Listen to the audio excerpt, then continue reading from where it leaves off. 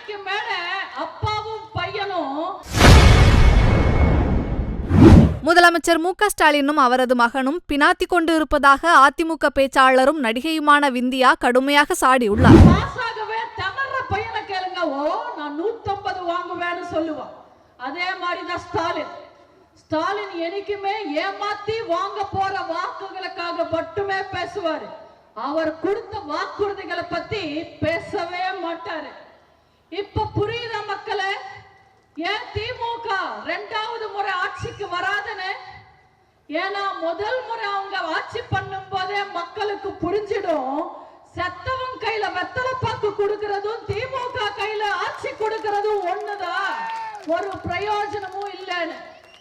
மேடைக்கு மேடை அப்பாவும் பையனும் நாங்க இலவசம் கொடுத்தோம்னு பைத்தியம் பிடிச்ச மாதிரி பனாத்திக்கிட்டு இருக்காங்க. திமுக உண்மையில தமிழ்நாட்டு மக்களுக்கு என்ன கொடுத்தாங்க?